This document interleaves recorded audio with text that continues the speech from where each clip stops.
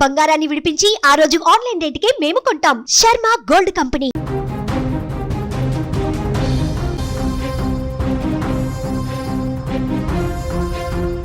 రోడ్డుపై వెళ్తున్న ఓ కారును విమానం ఢీకొట్టింది. ఇది నమ్మలేకపోతున్నారా? ఎస్, ఇది నిజమే. ఇప్పుడు మీరు వీడియోలో చూస్తుంది రన్వే కాదు, రద్దీగా ఉండేటువంటి హైవే. వెనక నుంచి మెరుపులా దూసుకు వస్తుంది ఏకంగా ఒక విమానం. కానీ అనూహ్యంగా అది ముందుకు వెళ్తున్నటువంటి ఒక కారును ఢీకొట్టింది. అమెరికాలో జరిగినటువంటి భయానక దృశ్యం ఇప్పుడు సంచలనంగా మారింది. రోడ్డు ప్రమాదం నుంచి ప్రయాణికులు ఎలా బయటపడ్డారు, ఈ ప్రమాదంలో అసలు ఏం జరిగిందో పూర్తిగా తెలుసుకునేటువంటి ప్రయత్నం చేద్దాం. ఈ ఘటన అమెరికాలోని ఫ్లోరిడా రాష్ట్రంలో ఇంటర్స్టేట్ 95 హైవే పైన జరిగింది. సాయంత్రం సమయంలో వాహనాల రాకపోకలు ఎక్కువగా ఉన్న రద్దీ సమయంలో ఈ యొక్క చిన్న బీచ్ క్రాఫ్ట్ 55 విమానం ఆకాశం నుంచి ఒక్కసారిగా రోడ్డుపైకి దూసుకువచ్చింది. విమానంలో 27 ఏళ్ల పైలట్తో పాటు మరో ప్రయాణికుడు ఉన్నాడు. ఇక ఈ ప్రమాదానికి ప్రధాన కారణం సాంకేతిక లోపం. విమానం టేకాఫ్ అయిన కొద్దిసేపటికే ఇంజన్లలో శక్తి తగ్గిపోవడాన్ని పైలట్ గుర్తించాడు.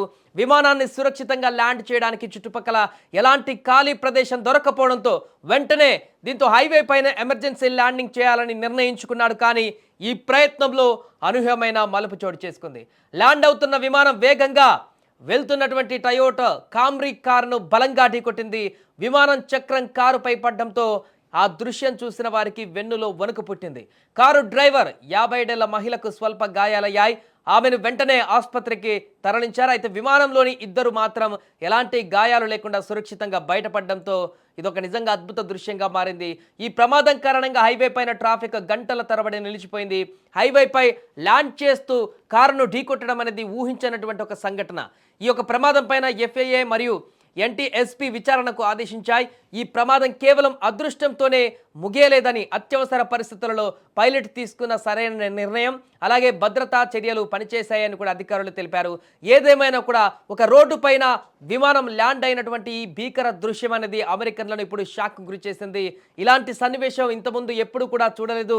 సినిమాల్లో ఇలాంటి ఘటనలు చూస్తూ ఉంటాం, కానీ రియల్ లైఫ్లో ఇలాంటి రోడ్డు మీద వాహనాలు వెళ్ళేటువంటి రోడ్డు మీద అత్యవసరంగా విమానం ల్యాండ్ అయినటువంటి పరిణామం అయితే సంచలనంగా మారింది. ఒకే లైన్లో అటు విమానం, మరొక వైపు వాహనాలు ఒకే రోడ్డు మీద వెళ్ళిపోతున్నటువంటి అరుదైనటువంటి దృశ్యం ఇది. చూడండి, ఆ విజువల్స్లో మనకు స్పష్టంగా కనిపిస్తుంది.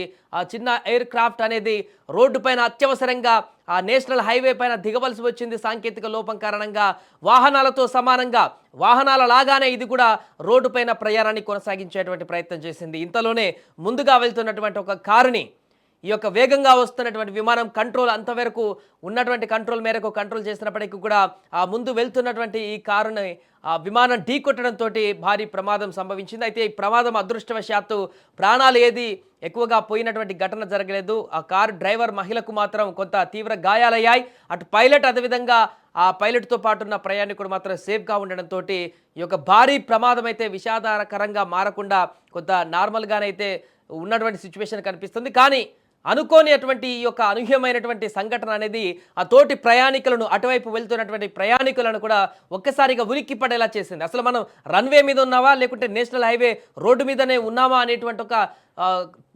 కన్ఫ్యూజన్ని క్రియేట్ చేసింది కాసేపటి వరకు కూడా.